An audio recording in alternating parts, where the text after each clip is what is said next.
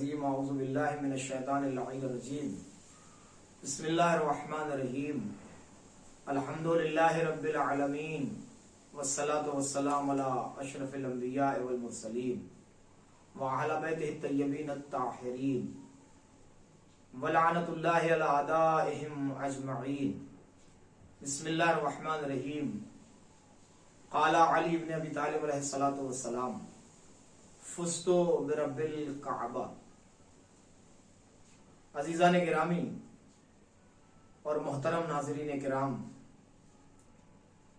ہم آپ کی بارگاہ میں مختصر سی گفتگو کرنے کی سعادت حاصل کر رہے ہیں اس شخصیت کے سلسلے سے کہ جس شخصیت کے بارے میں بولنا بالکل ایسا ہی ہے کہ جیسے سورج کو چراغ دکھانے کے مترادف ہو، کیونکہ وہ اتنی عظیم شخصیت ہے کہ جس کا تعارف کما حقہ سوائے حضرت پیغمبر اسلام اور خدا وحدہ لا شریک کے کوئی نہیں جان سکتا. کسی بھی زندگی کی کامیابی کا جو معیار ہے اور کسی بھی زندگی کی کامیابی کی جو معراج ہے وہ اپنے مولا، اپنے آقا اور اپنے پالنہار اور پالنے والے کی اطاعت میں زندگی کے ہر لمحے کو گزار دینا ہے. کیونکہ ہم جس کے لیے پیدا کیے گئے ہیں اور ہمیں جس نے خلق کیا ہے، اگر ہم نے اسی خالق کو نہیں پہچانا اور ایسے ہی دنیا سے چلے گئے تو یہ ہماری زندگی کی کامیابی کی علامت نہیں ہے، بلکہ یہ ہماری زندگی کی تنزلی کی علامت ہے. جبکہ ہماری خلقت کا سبب اور علت اور اسباب بھی بیان کر دیے گئے ہیں کہ ہماری غرض و غایت خلقت کیا ہے. ایسے میں بھی اگر اپنی غرض کو پورا نہ کرتے ہوئے ہم زندگی کو گزاریں تو پھر قرآن مجید کی آیات کا جو دائرہ ہے اس دائرے میں ہم جا کے کھڑے ہو جاتے ہیں کہ انسان جانوروں سے بھی بدتر ہو جاتا ہے. لیکن اگر یہی زندگی اطاعت الہی اور مقصد حیات کو پہچانتے ہوئے گزاری جائے اور مقصد خلقت کو پہچانتے ہوئے گزاری جائے تو یہی زندگی فرشتوں کی شکل میں ہے اور فرشتوں کی مثل ہو جاتی ہے. ظاہر سی بات ہے کہ میں جس شخصیت کا ذکر کر رہا ہوں وہ شخصیت اتنی عظیم شخصیت ہے کہ جو زبان رسالت چوس کے پروان چڑھی ہے اور بڑی ہوئی، اور کفالت حضرت پیغمبر اسلام نے جو زندگی کا کارنامہ بڑھا ہو وہ آپ اس سے بہتر جان سکتے ہیں کہ اس زندگی کا کمال کیا ہوگا اور زندگی کی معراج کیا ہوگا. بچپن سے لے کے جوانی تک اور جوانی سے لے کے اس منزل تک کہ جس منزل پر انسان کی حیات ختم ہو جاتی ہے، کوئی بھی لمحہ حیات ہمارے اور آپ کے پہلے امام اور کائنات کے امیر حضرت علی بن ابی طالب علیہ السلام کا ایسا نہیں گزرا کہ جو اطاعت الہی میں نہ ہو اور رضا الہی اور خوشنودی الہی میں نہ ہو. سارے واقعات آپ کے پیش نظر ہیں. بچپن میں چاہے وہ اشتر کا چیرنا ہو وہ بھی رضا الہی کے لیے تھا، بھری نوجوانی میں بدر و خیبر و خندق و احد کی جنگوں میں اترنا ہو وہ بھی رضا الہی میں تھا، اور ہجرت کی رات چاہے کھچی ہوئی تلواروں میں سونے کا معاملہ ہو وہ بھی رضا الہی میں تھا. یہاں تک کہ آیات قرآنی کو بھی کوئی مصداق نہیں ملتا اگر ہمارے اور آپ کے پہلے امام حضرت علی علیہ السلام نہ ہوتے. چاہے وہ مسجد میں زکوٰۃ دینے کا واقعہ ہو، چاہے وہ مباہلے میں انفسنا کی منزل ہو، چاہے وہ آیہ تطہیر کی شکل میں چادر تطہیر میں شمولیت کی بات ہو یا شامل ہونے کی منزل ہو. تو اگر آپ زندگی حضرت امیر کائنات کا مطالعہ کریں تو آپ کو یہ بات پتہ چلے گی کہ حضرت علی علیہ السلام کی زندگی باکمال گزری ہے اور حضرت علی علیہ السلام کی زندگی کامرانی اور کامیابی کے ساتھ گزری ہے. اور اس کامیابی کی سب سے بڑی سند میں نے ابھی آپ کے سامنے زبان حضرت امیر کائنات سے نکلے ہوئے فقرے کی جو تلاوت فرمائی اس سے لگایا جا سکتا ہے.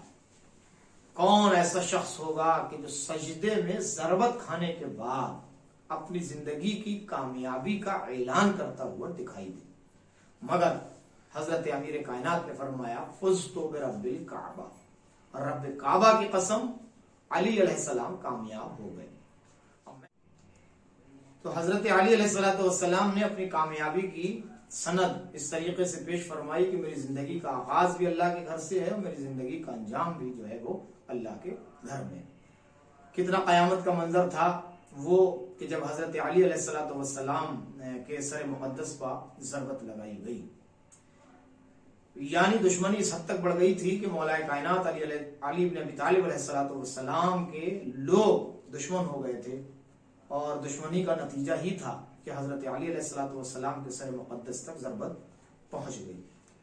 تو یہ شب 19 تھی کہ جس میں آپ حسب سابق کی طرح نماز شب سے فارغ ہو کر مسجد کی طرف روانہ ہو رہے تھے، اور آج کا جو رات کا سحر تھا وہ حضرت جناب ام کلثوم کے یہاں تھا.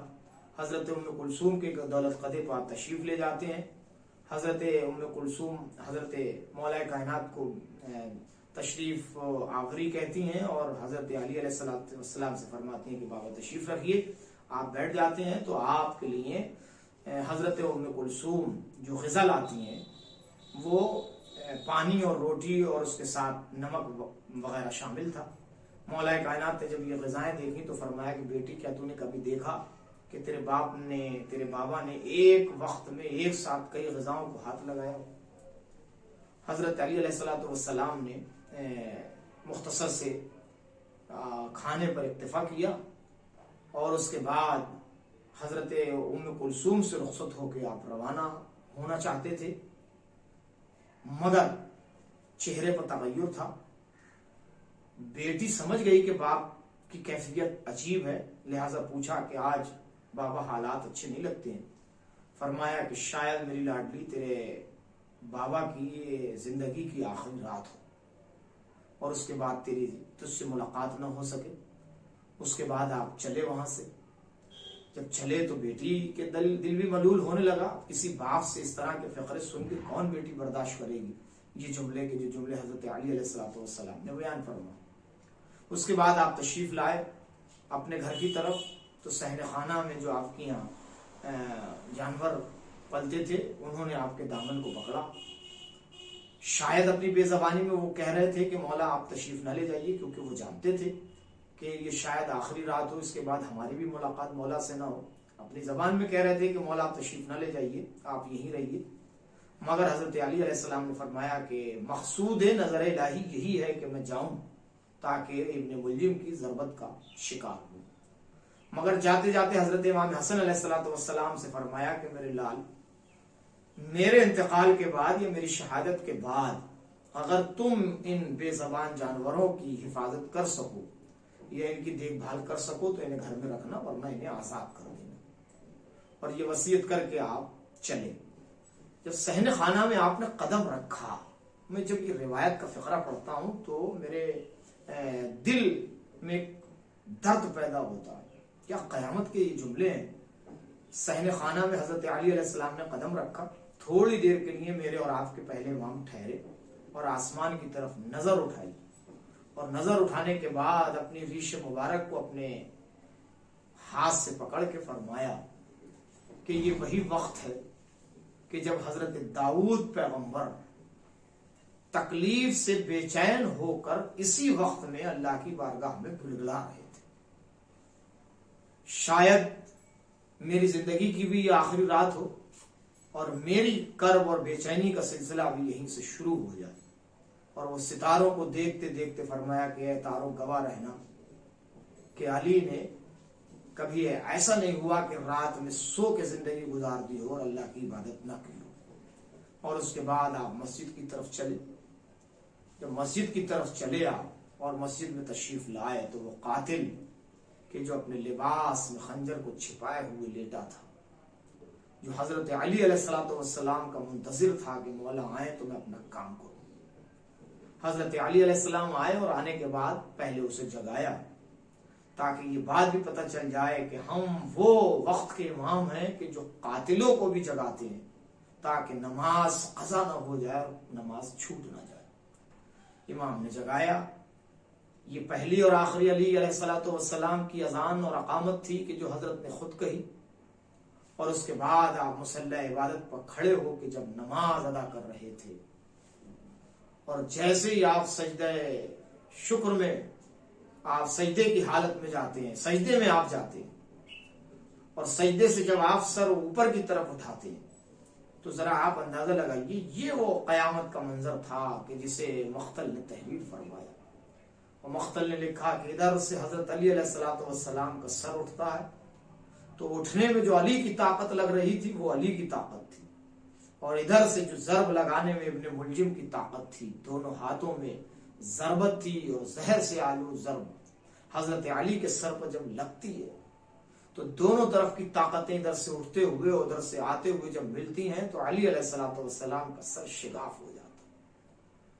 زہر آلود تلوار جب علی کے سر پر پڑتی ہے تو علی کا سر دوبارہ ہو جاتا ہے، اور جیسے ہی دوبارہ ہوتا ہے تو آپ کی زبان پر فقرا فستو برب الکعبہ، رب کعبہ کی قسم میں کامیاب ہو گیا. اور اس کے بعد وہ خون کا فوارہ جو حضرت علی علیہ السلام کے سر سے بہتا ہے، چاہنے والوں کی آوازیں گریہ بلند ہوتی ہے. امام حسنین تشریف لاتے ہیں، اور لانے کے بعد اب یہ منظر بڑا قیامت کا ہے کہ جہاں ایک امام وقت دوسرے کے کاندھے پہ امامت کی ذمہ داریاں سونپ کے بتلا رہا ہے کہ ہمارے بعد ہمارا وارث کون ہے اور ہمارا نائب کون.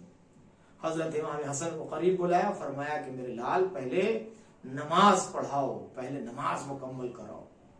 اور مولا کے سر سے رومال باندھ دیا گیا تاکہ وہ شگاف سر تھوڑی دیر کے لیے رکا رہے. اور اس کے بعد مچھلی کی طرح آپ تڑپ رہے تھے کہ جیسے بے آپ کے مچھلی تڑپتی ہے، کیونکہ کھاری زخم ہے، خون کا فوارہ جاری ہے، سر شگاف ہو گیا ہے. مگر ایسے میں بھی اللہ کی یاد کو فراموش نہ کیا اور سجدہ کرتے رہے.